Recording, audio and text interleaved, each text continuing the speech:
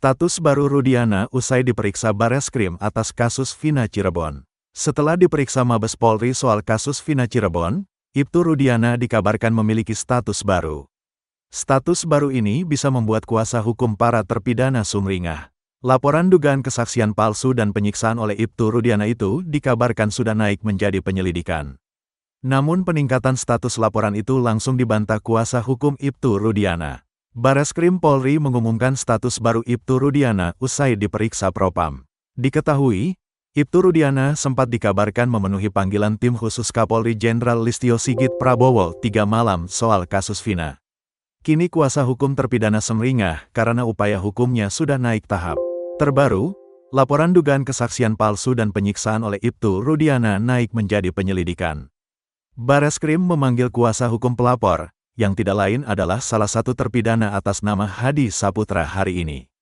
Hari ini kami di Bareskrim bersama dengan tim dalam rangka memenuhi undangan dari penyidik Bareskrim terkait laporan kami LP terhadap Bapak Rudiana, kata kuasa hukum para terpidana, Jutek Bongso, di Bareskrim Polri, Jakarta, Kamis, tanggal 8 Agustus tahun 2024.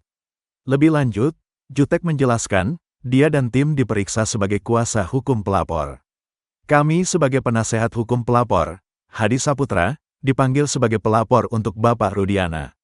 Ini masih berlangsung pemeriksaan, di mana gelar pertama sudah dilakukan minggu lalu, dan ini sudah masuk tahap penyelidikan oleh Mabes Polri, lanjutnya.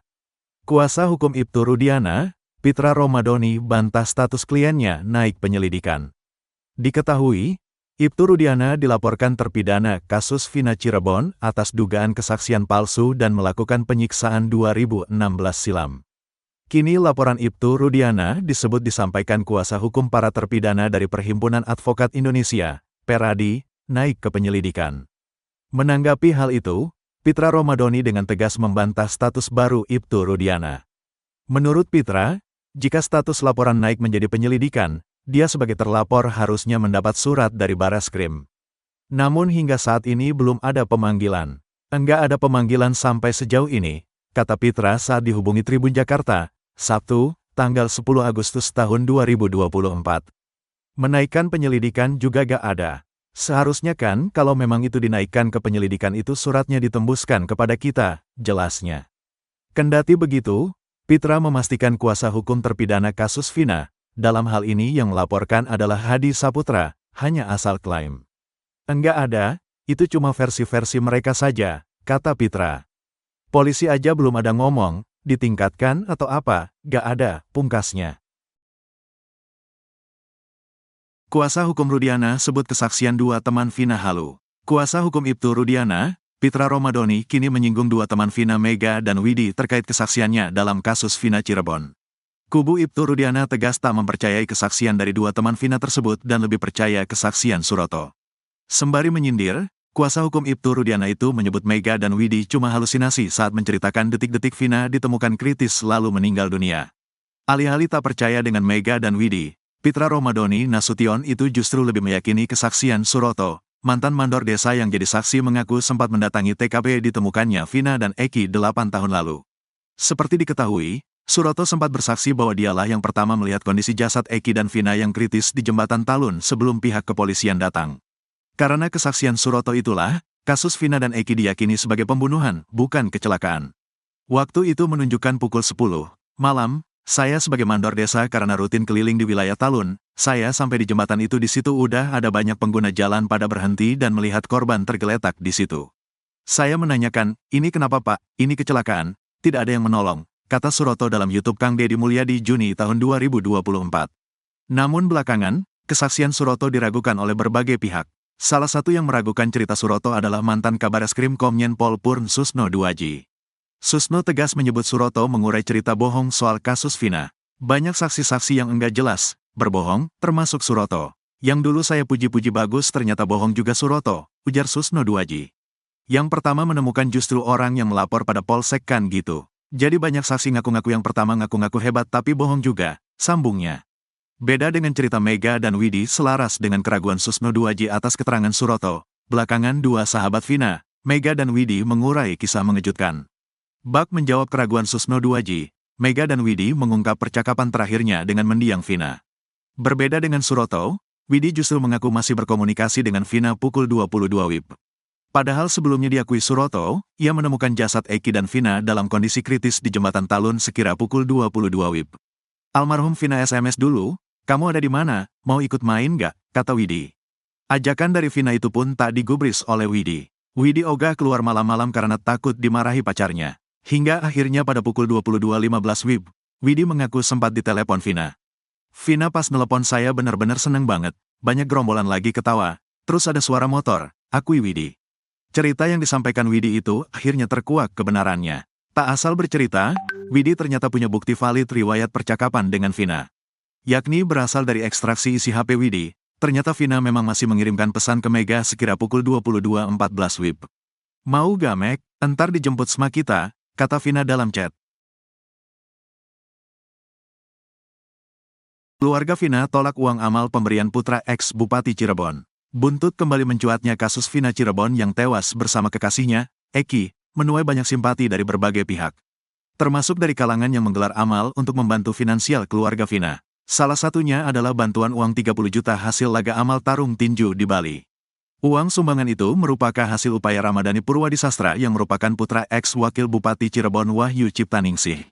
Ramadhani sendiri berhasil memenangkan tarung tinju melawan Nanda di Bali pada tanggal 3 Agustus tahun 2024. Namun demikian, keluarga Vina menolak uang sumbangan itu dengan alasan sudah mencukupi. Menerima kenyataan itu, Ramadhani Purwadisastra sempat kebingungan.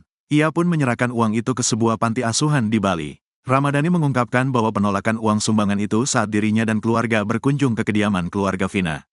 Keluarganya menolak, katanya sudah cukup, dan gak usah repot-repot. Dia, keluarga Vina, gak suka kalau dibantu dengan cara dari boxing, jadi menolak, kata Ramadhani kepada Tribun Jakarta, Jumat, tanggal 9 Agustus tahun 2024. Meski Ramadhani mengaku sudah menjelaskan bahwa setengah dari uang itu adalah uang pribadinya, keluarga Vina tetap kekeh menolaknya. "Ia ditolak semua, minta dibantu kasusnya agar cepat selesai saja," jelasnya. Oleh sebab itu, Ramadhani mencoba mengalihkan uang tersebut kepada yang membutuhkan. "Kita alihkan ke yang membutuhkan di Bali, ke panti asuhan," jelasnya. Meski demikian, Ramadhani tak menampik jika awalnya dia merasa bingung akan dikemanakan uang tersebut. Sebab ia tak memiliki plan B atau rencana lain. "Bingung juga, daripada uangnya kepake mending saya alokasikan ke tempat yang membutuhkan juga," pungkasnya. Diketahui, Ramadhani ikut terseret kasus Vina Cirebon lantaran namanya mirip dengan satu DPO yakni Dani. Padahal dua DPO atas nama Andi dan Dani disebut polisi fiktif, namun ia kadung dibully dan dirujak abis netizen meski saat peristiwa pembunuhan itu terjadi, usia Ramadhani baru menginjak 11 tahun. Bahkan dirinya sampai diteriaki pembunuh ketika keluar rumah. Guna membuktikan ketidakterlibatannya, Ramadhani sering membantah dan akhirnya mengadakan laga amal ini dengan hasil yang akan diberikan untuk keluarga Vina Cirebon. Namun, keluarga Vina justru menolak menerima uang yang diberikan oleh Ramadhani usai memenangkan pertandingan tinju. Melalui unggahan di Instagram pribadinya, Ramadhani mengaku memenangkan pertandingan boxing tersebut dengan hasil menang KO di ronde pertama. Dengan demikian, Ramadhani mendapatkan fee sebesar 15 juta seperti kesepakatan awal yang telah dijanjikan. Kemudian, besaran tersebut ditambahkan atau dilipat gandakan dengan hasil tabungannya sendiri. Sehingga secara total, keluarga Vina menolak 30 juta yang diberikan oleh Ramadhani. Dua kejanggalan bukti chat di HP Vina Cirebon, beda dengan pengakuan dua sahabat. Kasus pembunuhan Vina Cirebon dan Eki, yang terjadi pada 8 tahun silam, kini semakin terang benderang setelah bukti chat HP korban terungkap. Bahkan, dari bukti chat di HP Vina Cirebon tersebut muncul dua kejanggalan yang dinilai berbeda dengan pengakuan dari dua sahabat Vina yakni Mega dan Widi. Diketahui, Vina adalah gadis 16 tahun asal kampung Samadikun, Kecamatan Kejaksan, Kota Cirebon, Jawa Barat, yang tewas bersama kekasihnya, Eki, di Jalan Raya Talu, Kecamatan Talun, Kabupaten Cirebon, Jawa Barat pada Sabtu tanggal 27 Agustus tahun 2016. Keduanya disebut menjadi korban penganiayaan geng motor. Ternyata pukul 1 waktu Indonesia Barat, Minggu tanggal 28 Agustus tahun 2016, Vina masih menerima SMS dari Mega. Padahal Mega dan Widi mengaku bahwa mereka melihat Vina dan Eki sudah tewas tengah malam di Rumah Sakit Gunung Jati Cirebon. Kasus Vina Cirebon semakin terang benderang dengan munculnya bukti chat hasil ekstrasi handphone Vina. Dari hasil ekstrasi atau pengambilan data handphone Vina, didapati dua chat yang paling disorot. Kuasa hukum Saka Tatal Edwin Partogi Pasaribu menerangkan bahwa bukti chat Vina merupakan miliknya. Dia tertarik dengan satu chat yang berada di kolom 55 dan 58. Dalam chatnya, Vina mengirim SMS ke temannya, Widya Sari, untuk mengajak main. Yang paling mengesankan dari bukti percakapan ini, percakapan antara Vina kepada Widi kita bisa rujuk di angka 55, katanya. Edwin menerangkan hasil ekstrasi ini terdapat perbedaan waktu 7 jam dengan aslinya karena merujuk pada UTC. Kalau di-Indonesiakan karena waktunya UTC ya waktu dunia, kalau dikonversi ke WIB itu 7 jam. Jadi pukulnya 22 jam 14 menit 10 detik ada SMS dari Vina kepada Widi yang mengajak untuk keluar jalan, dijemput kalau mau, katanya. Tepatnya, seperti ini isi SMA Vina ke Widi di pukul 22 jam 14 menit 10 detik WIB pada tanggal 27 Agustus tahun 2016. Mau gak Mek? Entar dijemput sama kita, tulisnya. Chat itu dikirim dari nomor 0898893440XX. Nah disinilah terdapat kejanggalannya. Jika beda waktunya adalah 7 jam, satu chat lain justru masuk pada pukul 1 waktu Indonesia Barat, Minggu tanggal 28 Agustus tahun 2016. SMS itu berasal dari nomor 089533182338XX. Wah, ada di mana pagi ya? Isun udah di rumah Widi, tulisnya. Dalam ekstrasi handphone, tertera waktunya adalah 18 jam 3 menit 4 detik tanggal 27 Agustus tahun 2016. Artinya SMS itu masuk pukul 1 waktu Indonesia Barat. Sedangkan Widya Sari dan Mega Lestari bercerita mereka masih mengirim SMS bertubi-tubi ke nomor tersebut setelah melihat Eki dan Vina mengalami kecelakaan di Jembatan Talun Cirebon. SMS itu dikirim dari rentang waktu pukul 23 waktu Indonesia Barat sampai pukul 0.30 waktu Indonesia Barat. Nelepon gak diangkat dan tidak aktif. SMS terus-menerus ke HP Vina, kamu di mana? Aku gak langsung bilang, kamu kecelakaan. Pakai nomor Mega iya, pakai nomor aku iya, kata Widya Sari. Sekitar pukul 0.30 waktu Indonesia Barat, Widya Sari dan Mega Lestari mencoba menelepon handphone Vina. Sekali tidak aktif, lalu aktif tapi tidak diangkat dan yang ketiga diangkat namun tidak ada yang bicara. Ketika telepon yang keempat barulah ada yang bicara menggunakan handphone tersebut mengabarkan dari Polsek Talun. HP-nya gak aktif, sekali telepon gak aktif, telepon lagi nyambung tapi gak diangkat. Sudah lewat jam 0 waktu Indonesia Barat. Ketiga diangkat tapi gak ada suaranya. Mati sendiri, ditelepon lagi, ini dari Polsek Talun, kata Widya Sari dan Mega Lestari.